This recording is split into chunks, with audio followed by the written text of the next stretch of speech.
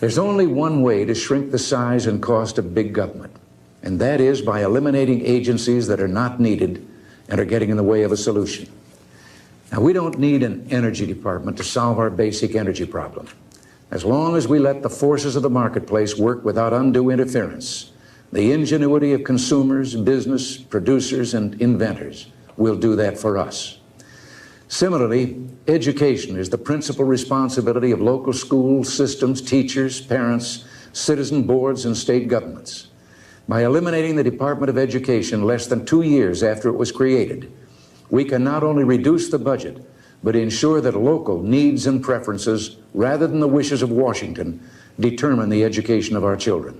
Yes, so you note there he was mentioning the Department of Education was like 2 years old because it was something that Jimmy Carter brought into existence and at the time was new. Obviously now it has been around for decades, so it's quite a different task to sort of wind down the Department of Education. Ryan, in disclosure, I will say that's something that I'm generally supportive of with one caveat, which is you need a significant off-ramp.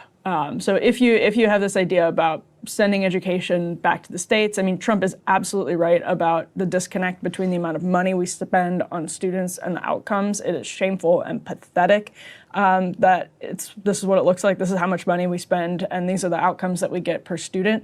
It's awful. But if there is no off-ramp to kind of helping the states retake control of education and make up ground, whether it's money or resources that the federal government had previously provided, and it's just kind of a quick severing of the ties, that is not great either. So, this is a significant question about everything that Elon Musk is doing is whether, it's worth it to just, from even like an ideological conservative perspective, toss a hand grenade into everything, let the chips fall where they may, and say, it's okay, we'll pick up the pieces later.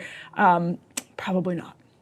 Yeah, and Trump and Musk are both not well known for their kind of well thought out and smooth transitionary policies. Like, these are much more hand grenade people. I think it's worth contextualizing this as quickly as we can, and you could probably do this better than me. But the fight over public education has been kind of central to our politics over the last 150 years. Like as the progressive era boomed. That was really the advent of the idea of public education and the idea that every student had a right to a free public education, in their community, free as in funded, though of course by taxpayers. That ran headlong into the religious institutions, which Christian churches had been the ones that had run most of the kind of private schools up until that time, and the Betsy DeVos Dominionist types, very much argued that the public school had, unfortunately, from their perspective, replaced the church as the central social organizing tool in communities. Or the family as well. Yeah. And to some degree the family, that because from their perspective, you need the church to support the family. And so where it used to be, people would go to church on Sundays and there'd be potlucks and everybody's kind of ethics and social lives would flow through the local churches. Now potlucks would be organized, they'd be fundraisers for the school, or there'd be bingo night at the school, or everybody would go on Friday night to watch the teams play. And certainly, I've seen it in my own life with kids in elementary and middle school. The social fabric of the community does actually, organize itself around the public schools. But so that's the higher level, and the mid-level one is, of course, it's integration with desegregation and the civil rights movement. That inherent in this idea that you'd have private schools was the idea that you could have racial segregation. And after Brown v. Board of Education, you have all these different efforts to keep schools segregated despite the laws.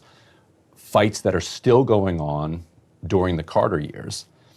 Carter, sicked the IRS on Christian private schools right, during his term. And my understanding is that like it was that, and there was some desegregation element to that fight. That so not only are not only are you guys furthering segregation, you're getting involved in politics. You're no longer really tax exempt organizations. And so he sends the IRS after these schools, and that, in my understanding, I'm curious if you're taking this, really was the gasoline that kicked off the kind of right-wing evangelical movement. That once Carter came after the private schools, like that sent them wild, and it helps to explain Reagan coming in. He's coming at both things at once, and segregation, Brown v. Board of Education, and also this like what they see as this attack on the Christian society, and replacing it with this godless public education. I would say there is also, though, a more charitable interpretation, which is this was in the midst of a pretty rapid federalization of a lot of things that hadn't been federalized for many years, and that includes absolutely civil rights. We didn't have, prior to the Civil Rights Act in the early to mid 1960s, this sort of federal hand in local private businesses. And, there are a lot of conservatives who will still argue, Rand Paul among them, against, like ideologically against the Civil Rights Act of 1964 and the subsequent civil rights legislation in the same way that Barry Goldwater did. And Reagan really comes out of the Barry Goldwater movement. And most of the sort of people that staffed the Reagan administration and the campaign came out of that movement. And there was tension. There's no question about it. There was always a lot of tension about it. But this was this sort of ideological, shock to the conservative mind that suddenly, for a extraordinarily just and important cause, which was civil rights, and it's kind of what happens with the Southern strategy. Like it's sort of how things end up flipping. And George Wallace comes along and all of that.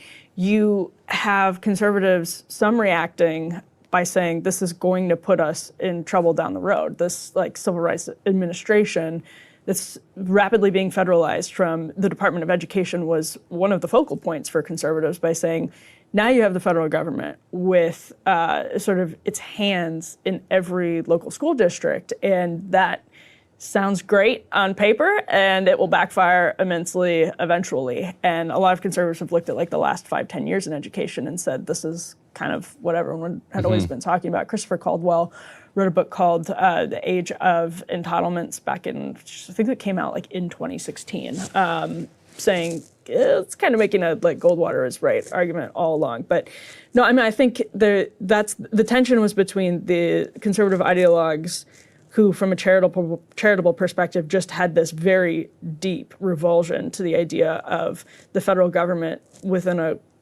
period of 20 years suddenly taking over so much from local control, and then people who actually were segregationists and racists. And that was significant tension. The Department of Education was very much the center of that.